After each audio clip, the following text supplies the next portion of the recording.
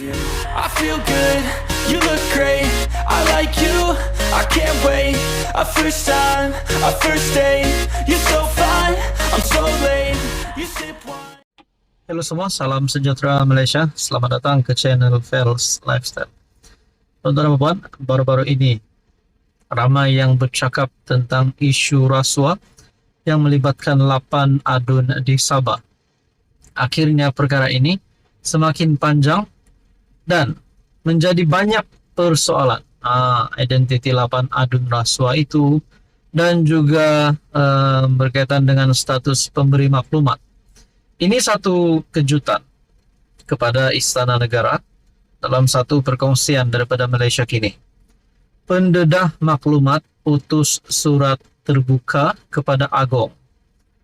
Pendedah maklumat yang mencuri perhatian dengan dakwaan skandal rasuah Sabah merayu kepada Yang di-Pertuan Agong Sultan Ibrahim untuk menyemak bukti dimilikinya dan memutuskan sama ada dia patut diberikan perlindungan. Dalam surat itu, ahli perniagaan itu buat kali pertama mengaku memberi rasuah kepada 8 anggota Dewan Undangan Negeri itu. Patik dengan suci hati mengatakan dan bersumpah, mengatakan Patik tiada pilihan dalam keadaan tertekan dan terpaksa memberi rasuah kepada 8 orang YB tersebut, di mana Ketua Pegawai Eksekutif CEO GLC tersebut telah mengesahkan kepada Patik bahawa lesen-lesen hanya akan dikeluarkan sekiranya terdapat YB di belakangnya, dan bagi syarikat yang tiada YB di belakangnya, walaupun mendapat scoring yang paling tinggi, tidak akan dipertimbangkan untuk memperoleh lesen tersebut, katanya dalam surat itu. Dia juga memaklumkan terdapat video bekas Ketua Pegawai Eksekutif Sabah Mineral Management Sdn Berhad John T. Enggihon menuduh Ketua Menteri Haji Jinor menyalahgunakan kuasa. Katanya, video itu adalah bahan sampingan selain 8 rakaman lain berkaitan perbualan rasuah 8 lagi adun.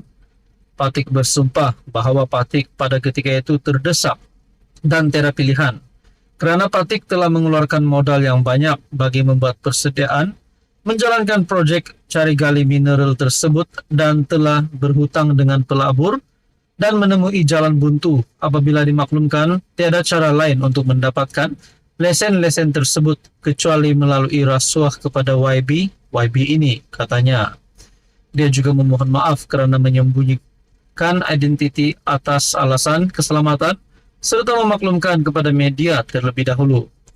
Katanya, dia dengan suci hati telah cuba untuk membongkarkan kes ini melalui SPRM.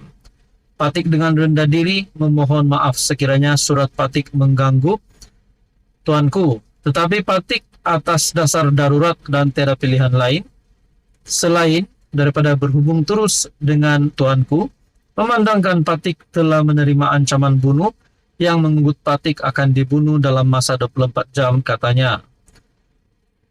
Malaysia Kini mendedahkan terdapat sekurang-kurangnya 8 rakaman video mengaitkan beberapa adun yang didakwa membincangkan rasuah bernilai ratusan ribu ringgit yang sebagai balasan untuk mendapatkan projek.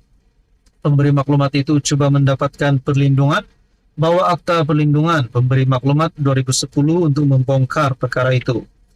Ketua Menteri Sabah Haji Jinor berkata akan memberi kerjasama penuh kepada pihak berkuasa berhubung dakwaan itu, namun mahu pemberi rasuah ditangkap terlebih dahulu. Itu pemberi rasuah ada niat tidak baik untuk dapatkan sesuatu daripada kerajaan. Apabila tidak dapat, inilah keluar rakaman, katanya. Saudara-saudara, berkaitan dengan ini, apa komen Anda? Hai, hello, salam sejahtera Malaysia. Selamat datang ke channel Fels Lifestyle. Tuan-tuan dan puan yang saya amat hormati.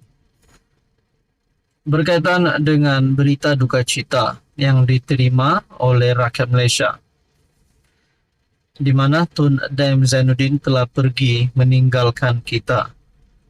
Dan apa yang mengejutkan, ada satu kenyataan daripada Tun Dr. Mahathir Mohamad. Seperti yang kita tahu, Tun Daim Zainuddin dan Tun Mahathir adalah sekutu yang rapat Pada waktu Mahathir pernah menjadi Perdana Menteri dulu, Dame Zainuddin kita boleh katakan adalah orang penting bagi Tun Mahathir. Saudara-saudara, tak sangka kenyataan Tun Mahathir telah menarik perhatian ramai orang. Ini adalah perkongsian daripada Harapan Daily bertarik 14 November. Sampainya hati Tun M. Ambil kesempatan fitnah Anwar. Sampai hati Tun Mahathir ambil kesempatan fitnah. Dendam Tun tiada siapa berani melawan. Saya terkejut membaca ulasan Mahathir di atas pemergian Allahyarham Tun Dame Zainuddin. Antara ulasan beliau ialah tanpa sebab, kerana dendam. Inikah balasan yang menerima, yang menimpa kerana dendam. Sampai hati di saat keluarga kesedihan, Mahathir ambil kesempatan mengulas kematian tersebut dengan politikkan provokasi negatif. Saya tidak mahu komen orang yang sudah tiada, tetapi penulisan itu sungguh tidak adil kepada Anwar Ibrahim sebagai ketua kerajaan hari ini. Mahathir cuba menggambarkan Anwar sebagai pendendam, kononnya di usia akhir Allahyarham Tun Daim diherdik. Pernah Anda mendengar Anwar mengherdik? Malah Anwar tidak campur tangan atas urusan SPRM, yang seolah-olah terlepas dari penjara di era kerajaan Madani ini. Mari kita imbas kembali cerita kisah dendam yang coba dimainkan oleh Mahathir untuk melahirkan persepsi buruk. Mahathir ini dalam apa situasi sanggup lakukan apa saja demi memenuhi hawa nafsu. Anda masih ingat Anwar dipecat sebagai TPM dan diaibkan dengan fitnah kes liwat? Tidak cukup dengan itu, pada hari Anwar dipecat, rumah rasmi timbalan Perdana Menteri pula dipotong bekalan elektrik. Anwar dengan bantuan sahabat-sahabatnya terpaksa berpindah dan kelihatan Anwar memandu sendiri kendaraannya berpindah ke rumah di Damansara. Keesokannya, jawatannya sebagai timbalan Presiden UMNO digugurkan. Habis Mahathir canangkan di akbar-akbar mengaibkan timbalannya. Polis atau SPRM belum lagi melakukan sebarang siasatan, tetapi Mahathir telah mendahului dengan pelbagai tuduhan. Ketika Mahathir mahu Paklah meletakkan jawatan, dia sanggup menyerang Paklah dengan bekerja sama dengan pemimpin UMNO. Selepas itu Mahathir lakukan perkara serupa. Diangkat Najib, terus menjadi PM dan minta Najib lepaskan jawatan.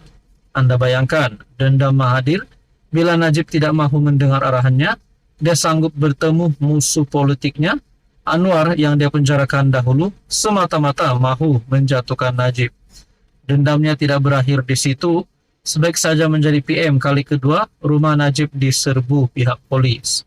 Apa kata Mahathir ketika dia bersama PH untuk jatuhkan Najib? Jika saya tidak menggunakan DAP, kita tidak akan mencapai majority dan Najib akan terus menjadi Perdana Menteri. Antara DAP dan Najib, mana satu yang kita perlu jatuhkan? Anwar dikenali oleh sejuta ahli partinya sebagai pemaaf tahap dewa. Ahli parti marah presiden mereka terima Mahathir, tapi Anwar tetap maafkan. Terbaru, Anwar maafkan Najib secara pribadi. Beliau disindir oleh pembangkang. Anwar bukan jenis pendendam, sebab itu kes Mahyadin, Azmin, Hamzah, Wan Saiful, menantu MB Perlis, Anwar Musa masih di peringkat siasatan, sebutan permohonan, semakan, dan lain-lain. Saudara-saudara yang amat dihormati, tuan-tuan dan puan-puan, berkaitan dengan perkongsian ini, Anda boleh lihat di artikel Harapan Daily. Akhir daripada tulisan ini berkata, move on orang Melayu dari terus dimainkan oleh Mahathir. 7 bulan lagi Mahathir akan berusia 100 tahun dan sikapnya mahu politik tanah air dicaturkan oleh dirinya. Tentu ada udang di sebalik batu mengapa dia berbuat demikian. Tuan-tuan, adakah dengan ini Mahathir sudah tidak ada harapan lagi untuk jadi untuk menumbangkan Anwar Ibrahim? Apa komen Anda?